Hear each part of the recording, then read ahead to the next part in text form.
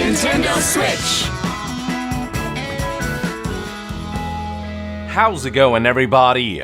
It's Yong here, and welcome to a Nintendo Switch discussion video. In this video, I want to talk about ways that the Nintendo Switch could succeed and ways that it could fail. I want to talk about the good and the bad. Now, the goal of this video is to find a good middle ground. I don't want to just bash the Switch because there's no denying that it's a very compelling piece of hardware, but I also won't deny that the Switch has a tough and long road ahead, mainly due to a paltry lineup of games that they presented.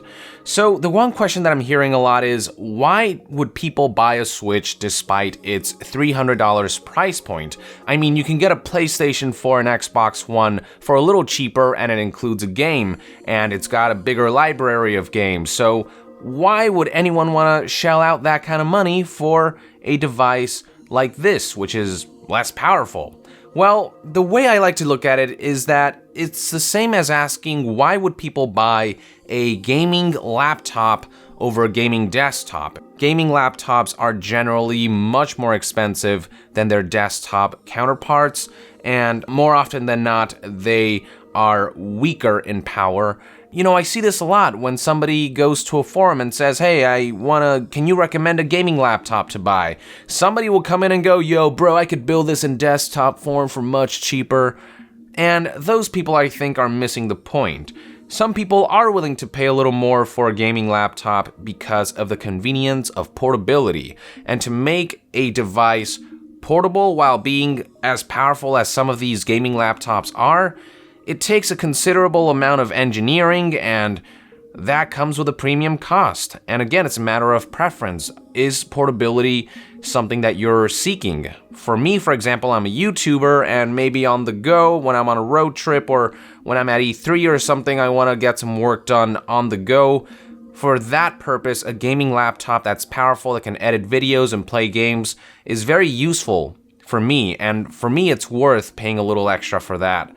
And I think it's something similar for the Switch. Yes, it is $300 for a console that's less powerful, but can the Xbox One and PlayStation 4 play high-fidelity games on the go? Can you easily carry them around with you and play these games whenever you want and wherever you want? Does the PS4 or Xbox One have on-demand local multiplayer packaged in? And what I mean by that is that on the Switch, you can actually just take each individual Joy-Con and use them as controllers for two people, and then you can immediately play a local multiplayer game like Mario Kart. Or even better, you can just take your system on the go to a friend's house, and if they have a Switch, you can just connect locally. You don't have to go online or set up two TVs and then connect online and play local multiplayer that way. Because the Switch already comes with a screen and local multiplayer capabilities, it's just as simple as taking your device, just meeting up somewhere, connecting, and boom, just like that, local multiplayer with no hassles. That kind of functionality is what you're paying a little premium for. That convenience, that portability, that ease of use that PS4 and Xbox One may not necessarily offer. And yes, that does increase the price point of a device. It's a lot easier to pack in components in a large box than it is on this small tablet form factor. It's just the way things work. Now, I made that comparison of how Switch versus PS4 is something akin to laptop versus desktop, but the main difference is that desktops and laptops have the same library of games. You know, if you get a game on Steam, you have it for both your desktop and your laptop. All you have to do is log in, download the game, install it, and you're good to go. With Switch and PS4, it's two different ecosystems, two different libraries, and you can expect both PS4 and Switch to have their own set of desirable games. So whether people will buy the Switch will not only be a matter of how convenient its hybrid nature is, but also on how compelling its first and third-party titles will be. When you purchase a gaming laptop, I mean, sure, it's a lot more expensive, but you don't have to ponder, oh man, what games can I get for it? Because all the games are there. With Switch, you're paying a pretty decent price. $300 is not the end of the world, but you do have to ask yourself, can I play the games that I want to play even if it is portable? Can I get some of the third-party games that I value? that's where Switch may struggle. There's a big concern for the Switch launch titles and launch window titles because of the paltry list that Nintendo presented during and after the Switch event.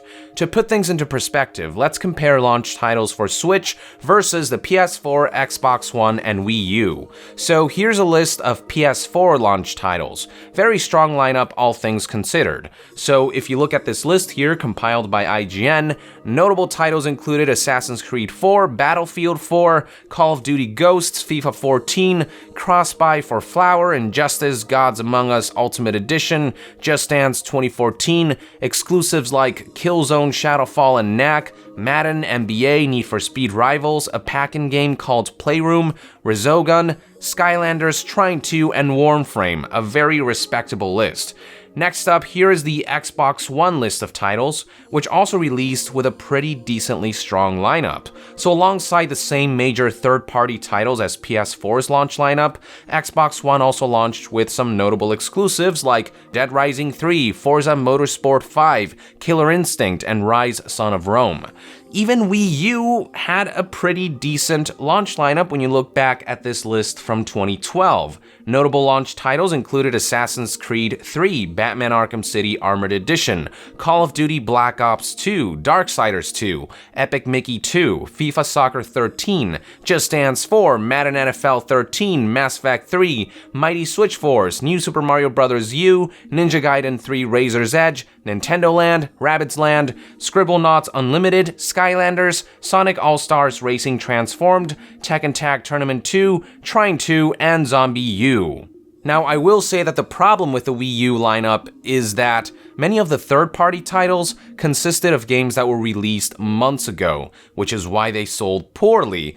And after they sold poorly, the third-party developers abandoned ship. It was a weird relationship. I really don't know what third parties expected. If you sell a game that's months old with not enough incentive to rebuy it at full price, people are not going to buy it. That's just how it works. So that was just a whole weird thing that happened there. But at least Wii U launched with a bunch of games and it offered options. Now here's what the Switch launch lineup looks like.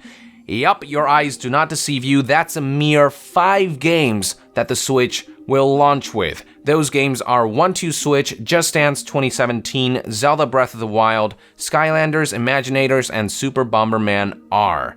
In addition to those, Japan will be getting additional titles: Disgaea 5 Complete, I Am Setsuna, Nobunaga's Ambition, Puyo Puyo Tetris S, Romance of the Three Kingdoms 13, Snipperclips, and Dragon Quest Heroes 1 and 2. And a lot of these are going to be localized to the West down the line throughout 2017, but when it comes to the launch titles for US, it's just those 5 that are listed here. All things considered, a pretty pathetic lineup of launch titles. And throughout 2017, we're getting games like Splatoon 2, Mario Kart 8 Deluxe, and Super Mario Odyssey, all of which look fantastic, don't get me wrong, but that will not be enough to maintain Switch over a long period of time. Nintendo needs to very quickly announce a clear schedule for the titles that will be releasing this year and give us a glimpse of what we can expect from 2018. Otherwise, this system is doomed. People are in it for the long haul. The Switch looks like an awesome piece of hardware, but without the games, it's just a hunk of plastic, metal, and silicon. Now, I know I'm sounding kind of grim right now, but there is hope. There is definitely hope. For one, the Switch is launching with Zelda Breath of the Wild, which is a pretty big deal. Let's start with how Breath of the Wild has gotten an unprecedented amount of coverage, positive feedback, and hype. It is really on a level that I haven't seen in a very long time. Keep in mind that the game has consistently outperformed titles on PS4 and Xbox One during game exhibitions like E3 for things like awards for Best Game of the Show or Most Anticipated Title. And these are things that sometimes the audience members vote on, and they voted for Zelda Breath of the Wild. And that's amazing when you consider that there's so many other amazing and popular titles out there for the competition that Zelda was competing with, and yet it won these amazing awards and people were super excited for it. Really, I think it's truly unprecedented. Also, launching Switch with Zelda Breath of the Wild is, in my eyes, akin to something like launching PS4 with Uncharted 4 or Xbox One with Halo 5. So with PS4 and Xbox One, they launched with a strong lineup, but they didn't have any kind of sort of exclusive system seller title, if you will, like Zelda Breath of the Wild, like Uncharted, or like Halo. Those trickled in later down the line, and the PS4 is performing really well because they kept up a consistent release and stream of decent to high quality titles. And that's really key, but the Switch is launching with one of those exclusive system sellers from the get-go. Now, some of you may argue Zelda Breath of the Wild is also coming to Wii U, so isn't that gonna diminish the sales of the Breath of the Wild? I think, on the contrary, that's the reason why Breath of the Wild is gonna sell so well. So, the Wii U install base is only a little over 10 million. That's not a lot, but the attachment rate of these titles is pretty damn high. The Wii U install base buys games. There's no denying that. Games like Mario Kart 8, Splatoon, Smash Bros., they have sold remarkably well for such a small install base. But it is still a small install base, so that leaves millions of others who haven't bought a Nintendo console out there, a lot of fish for Nintendo to catch and sell the Switch to, and sell Breath of the Wild for Switch to. I think when you combine the Wii U audience with the Switch audience, the Zelda Breath of the Wild sales are going to be pretty substantial. Now, on the flip side, while Switch is launching with that exclusive system seller title, it's just lacking in the other titles, the third-party titles on launch or during launch window, and that's one point where PS4 and Xbox One were very strong with when they originally launched. So there's that conundrum again of, is Zelda Breath of the Wild enough to carry a console launch? Now, here's another point of hope that Switch owners can look forward to that Wii U and other home consoles didn't have: HD Pokémon.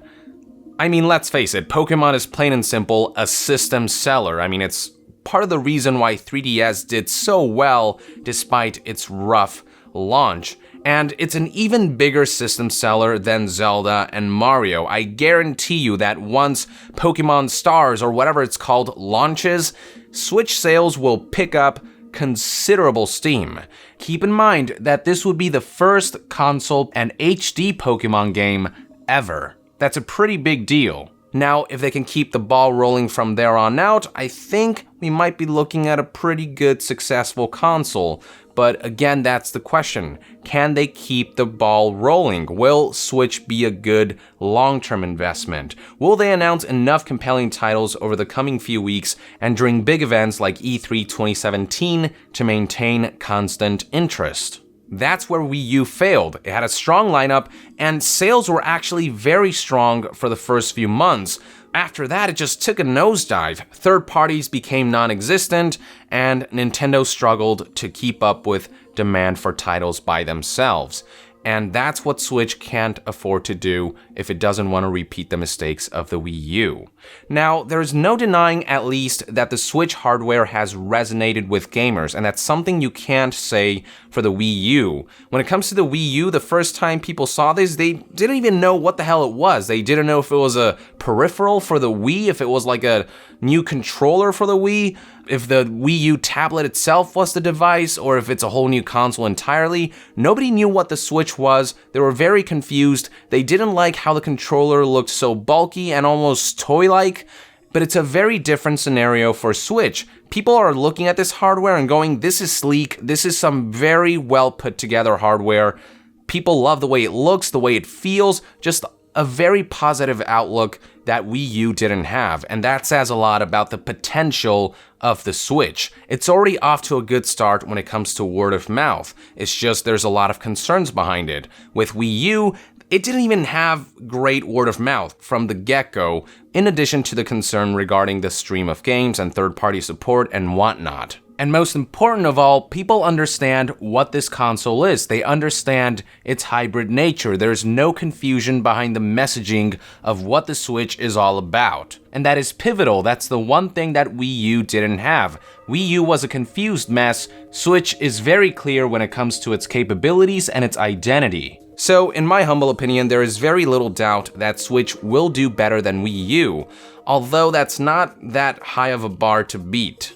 But it's still a very good sign. You need that positive vibe, and that's something that Wii U didn't have, but the Switch does have. People really want this to be a success, and people are seeing a lot of potential with this. But again, where the concern lies is the question of, is Switch a good long-term investment? And these concerns are definitely warranted. Nintendo needs to address this fast and pronto. If they have some kind of plan laid out for a schedule for 2017 and 2018, they need to present that shit now so people can erase their concerns and they can be confident in purchasing a Switch.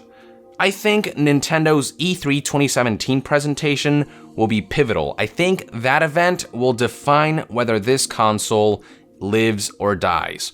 If they can't blow us away at E3 2017 with all the titles that they are preparing for us for this year and the next, oh boy, it's gonna be rough. So I'm keeping my fingers tightly crossed that there's still more in store for us, that they're just giving us the tip of the iceberg when it comes to titles that are being developed for the Switch.